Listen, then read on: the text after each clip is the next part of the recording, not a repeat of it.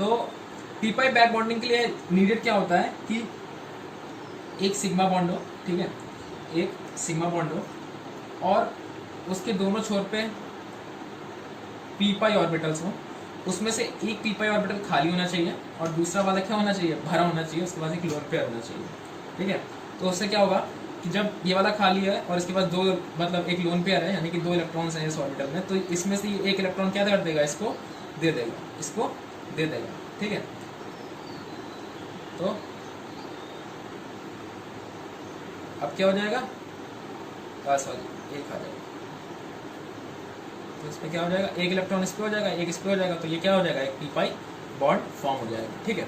आप इसको ऐसे समझिए, जैसे मान लीजिए एक दोस्त है राम, ठीक है, ठीक है, और दूसरा दोस्त है, राम नहीं लेते यार, ठीक है, कुछ मजेदार लेते हैं, कुछ मजेदार लेते हैं।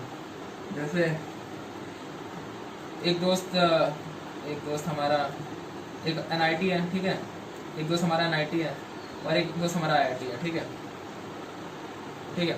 तो अब क्या होगा कि मान लीजिए ये दोनों स्कूल में पढ़ते हैं, ये दोनों क्या है, स्कूल में पढ़ते हैं दोनों, ठीक है, एक स्कूल है विद्या मंदिर, उसमें पढ़ते हैं, ठीक है।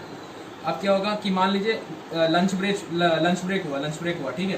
तो NIT वो लाया है कुछ, मतलब पुलाव लाया है, क्या लाया है, पुलाव लाया है, ठीक है, क्या लाया, NIT के पास क्या है, पुलाव है, ठीक है, और IIT कुछ नहीं लाया, 0 लाया, कुछ भी नहीं लाया, ठीक है, मतलब IIT भूखा मर रहा है, ठीक है। तो अब क्या होगा कि अगर NIT अपना आधा पुलाव इसको दे दे, ठीक है, तो इसके पास भी आधा बचेगा, ठीक है, इसके पास भी क्या होगा, आधा बचेगा, तो दोनों खा लेंगे, तो दोनों चल जाएगा, दोनों का काम क्या हो जाएगा, चल जाएगा, कि मतलब हाँ इसका भी थोड़ा हो जाएगा, इसका भी थोड़ा हो जाएगा, तो दोनों का शेयरिंग केयरिंग से काम चल जाएगा, है ना। तो दोनों का मतलब हो जाएगा, वरना वैसे क्या कि NIT के पास वो भरा हुआ है, वो भी नहीं खा पा रहा है और भूखा मर रहा है, तो वैसे नहीं चलना चाहिए ना, मतलब थोड़ा एडजस्ट करना चाहिए ना अपने को। तो आधा पुलाव ये खा लेगा, आधा पुलाव ये खा लेगा, दोनों का काम चल जाएगा। तो वही सेम चीज़ ये है कि यहाँ पर क्या है, एक फील्ड है जिसके पास 2 इलेक्ट्रॉन्स हैं, तो वो क्या होगा, अपना एक इलेक्ट्रॉन क्या कर देगा, इसको दे देगा, ठीक है, तो दोनों में क्या हो जाएगा, बॉन्ड फॉर्मेशन हो जाएगी। तो यही क्या होता है, हमारा पी पाई बैक बॉन्डिंग होती है, ठीक है। पी पाई बैक बॉन्डिंग की खासियत यह है, इसको पी पाई मतलब 2 तरह की होती है, पी पाई डी पाई हम अगले केस में देखने वाले हैं। तो डी पाई में क्या है कि डी पाई में जो खाली ऑर्बिटल है ये डी ऑर्बिटल होता है और यहाँ पे क्या है, पी ऑर्बिटल है, ठीक है। तो हम इसका केस देखते हैं, ये स्पेशल होता है थोड़ा सा इतना, ठीक है। तो जैसे आप देखें CH2OH, ठीक है। अब देखिए यहाँ पर आपको CH2 पे देख रहे हैं 2 इलेक्ट्रॉन है हाइड्रोजन की वजह से, ठीक है। इसको मैं फैला देता हूँ तो आपको अच्छा लगेगा, थोड़ा ज़्यादा समझ आएगा। ये हाइड्रोजन है और ये क्या है, हाइड्रोजन है, ठीक है। तो ये देखिए इसके पास अभी कार्बन के पास कितना है, 3 इलेक्ट्रॉन्स हैं, यानी कि इसके पास एक क्या है, खाली ऑर्बिटल है ना। तो यहाँ पे क्या है, पॉजिटिव चार्ज है बेसिकली, यहाँ पे क्या है, पॉजिटिव चार्ज है। थोड़ा मिल गया है, अच्छा नहीं लग रहा है। तो ये क्या है, खाली ऑर्बिटल है इसके पास, यानी पॉजिटिव चार्ज है। और ऑक्सीजन के पास देखिए लोन पेयर है, ऑक्सीजन के पास क्या है, लोन पेयर है, ठीक है।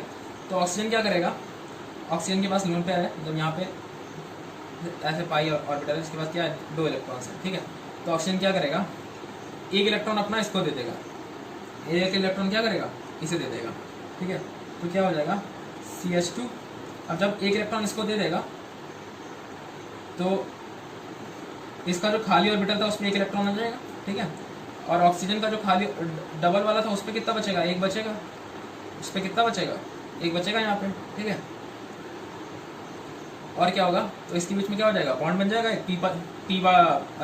पाई बॉन्ड बन जाएगा, इस पर पी पाई बॉन्ड बन जाएगा, पाई बॉन्ड, ठीक है। इस पर क्या हो जाएगा, बॉन्ड फॉर्मेशन हो जाएगा और इस पर क्या हो जाएगा, एक पॉजिटिव चार्ज हो जाएगा। क्यों, क्योंकि एक इलेक्ट्रॉन उसमें दे दिया है, ठीक है। अब थोड़ा मैं इसको बता दूँ तो आपको ज़्यादा समझ आएगा। ऐसे यहाँ लिखता हूँ CH2, तो अब क्या हो गया, डबल बॉन्ड आ गया वो पे, ठीक है ना। और यहाँ पे लोन पेयर वैसा ही है।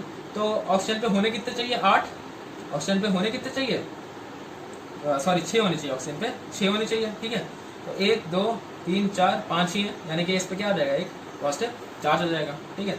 तो ये क्या हो गया, रेजोनेटिंग स्ट्रक्चर हो गया ना, ये क्या हो गया, रेजोनेटिंग स्ट्रक्चर हो गया किसका, इसका, ये CH2 पॉजिटिव चार्ज OH, इसका क्या हो गया, ये दोनों आपस में क्या है, रेजोनेटिंग स्ट्रक्चर्स, ठीक है। ये आपको समझ आया ना। तो ये वैसा ही है, तो समझ आया। एक और एग्जांपल ले लेता हूँ, ये आपको समझ आ गया, नोट कर लीजिए। मैं कर लिया नोट, मिटाता हूँ इसको।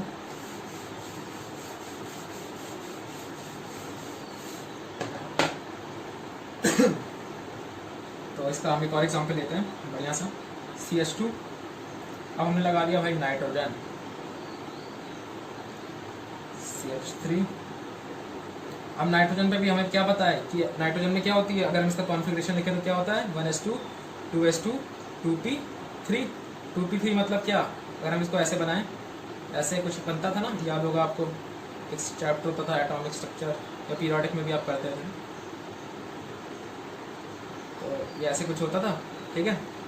तो यहाँ पर देखिए इसके पास क्या है 2p3, मतलब 3 तो बॉन्ड बना ही लिया इसने, 3 बॉन्ड इसने बना लिए हैं। और जो हमारा सेकंड ऑर्बिट मतलब वो है सेकंड हमारा स्टेट है, उसमें क्या है एक लोन पेयर अभी हमारा बचा हुआ है, एक लोन पेयर अभी हमारा बचा हुआ है, ठीक है। और देखिए कार्बन पे, इस कार्बन पे कितना है, इस कार्बन पे अगर हम इसको फैला के बनाएं आपको समझने के लिए, तो CH ये है, तो कार्बन पे 1 2 3 ही है, यानी कि यहाँ पे क्या है एम्प्टी ऑर्बिटल है, यानी कि पॉजिटिव चार्ज है, क्योंकि 3 ही है, इसके पास एक पॉजिटिव चार्ज है ना, एम्प्टी ऑर्बिटल है। तो ये क्या होगा, वही सेम चीज़ जो पहले की थी, क्या कि CH2 में नाइट्रोजन जो है दानी बन के एक इलेक्ट्रॉन क्या करेगा, इसको दे देगा, ठीक है। जो एक इलेक्ट्रॉन इसको दे देगा तो इसका जो एक खाली ऑर्बिटल तो उसमें एक इलेक्ट्रॉन हो जाएगा, और नाइट्रोजन में भी क्या हो जाएगा एक इलेक्ट्रॉन हो जाएगा। तो ये आपस में क्या कर लेंगे, एक पाई बॉन्ड बना लेंगे। तो ये कुछ ऐसे बन जाएगा CH2 डबल बॉन्ड NH2। और नाइट्रोजन पे आप क्योंकि एक इलेक्ट्रॉन उसने दे दिया तो कमी हो गई, तो ये क्या आ जाएगा पॉजिटिव चार्ज आ जाएगा, ठीक है। और ये नाइट्रोजन किसका अभी बनाया हमने, शुरुआत वाला हमारा कौन सा था CH2 पॉजिटिव NH, ये CH3 तक छोड़िए, इसको आप H ही ले लीजिए, ध्यान नहीं दिया मैंने, ठीक है। NH2 यहाँ पे लोन पेयर, ठीक है। तो अब अभी भी आप देख सकते हैं कि यहाँ पर एक पॉजिटिव चार्ज है, यानी कि सम टोटल एक 1 पॉजिटिव चार्ज है, और इस पर भी क्या है 1 पॉजिटिव चार्ज है। तो हम वही चीज़ जो मैंने आपको बताया कि अगर आपको रेजोनेटिंग स्ट्रक्चर चेक करना हो तो अपना नेट सम ऑफ चार्जेस देख लीजिए, अगर वो दोनों में बराबर है तो आपका सही है, क्योंकि आप चार्जेस को क्रिएट नहीं कर सकते, आप चार्जेस को सिर्फ डिस्ट्रीब्यूट कर सकते हैं। तो आपको ये समझ आ गया होगा मेरे ख्याल से, तो आप इसको नोट कर लीजिए अगर आपको करना है, वीडियो पॉज करके कर लिया। चलिए हम अपने लास्ट केस पे चलते हैं, ये लास्ट केस बहुत ही ज़्यादा इंटरेस्टिंग होने वाला है।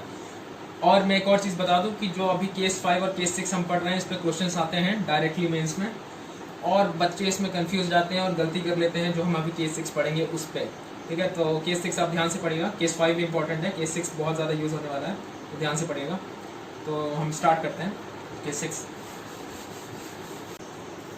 चलिए हम अपना केस 6 शुरू करते हैं। केस 6 हमारा डी ऑर्बिटल बैक बॉन्डिंग है। हमने केस 5 में पी ऑर्बिटल बैक बॉन्डिंग देखी थी। अब केस 5 और केस 6 में बस इतना ही डिफरेंस है कि जो हमारा केस 5 था, यानी कि जो पी ऑर्बिटल बैक बॉन्डिंग थी, उसमें जो हमारा एम्प्टी ऑर्बिटल था वो पी ऑर्बिटल था, लेकिन इसमें जो एम्प्टी ऑर्बिटल होगा वो हमारा डी ऑर्बिटल होगा, ठीक है। तो इसकी अगर हम बॉन्डिंग का स्ट्रक्चर देखें तो कैसे बॉन्ड बनता है, अगर ये हमारा ये एक पी ऑर्बिटल है जिसमें हमारे पास लोन पेयर है, और हमारा एक इसको ऐसे पी ऑर्बिटल है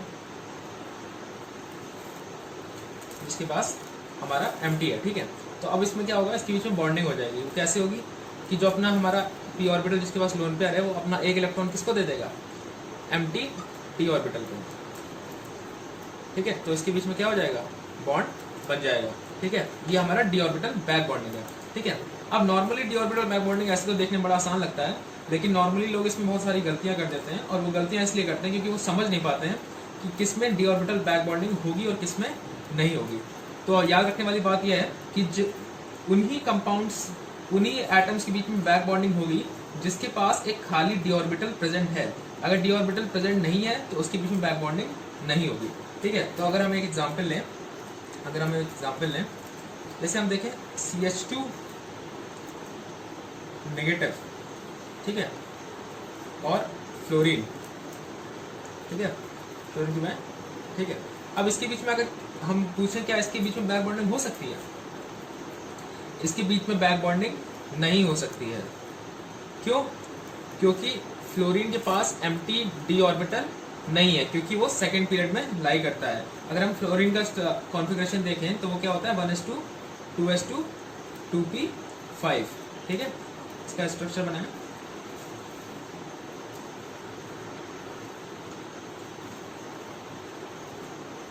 ठीक है। अब क्योंकि फ्लोरीन सेकंड पीरियड में है तो इसके पास डी ऑर्बिटल नहीं होते हैं, तो इसके पास कोई खाली ऑर्बिटल है नहीं जिससे वो लोन पे जिससे वो जो इलेक्ट्रॉन है उसको अपनी तरफ मतलब अकोमोडेट कर सके। इसके पास खाली ऑर्बिटल है नहीं, इसलिए इसके बीच में D orbital back bonding possible नहीं होती है। मोस्टली लोग इसमें गलती कर देते हैं और इसमें बैक बॉन्डिंग कर देते हैं और उनका आंसर गलत हो जाता है, ठीक है। तो इसको याद रखिए आप, ठीक है। इसको कॉपी कर लीजिए, कर लिया। अब देखते हैं एक अगला एग्जाम्पल। अब हम जैसे लें CH2 और क्लोरीन, ठीक है। क्लोरीन भी फ्लोरीन की तरह ही एक हेलोजन ग्रुप का मेंबर है। तो अब क्लोरीन का अगर हम स्ट्रक्चर देखें, कॉन्फ़िगरेशन लिखें, तो वो होती है 1s2 2s2 2p6 3s2 3p5 और 3d0, क्योंकि ठीक है। और अगर हम इसका स्ट्रक्चर बनाएं तो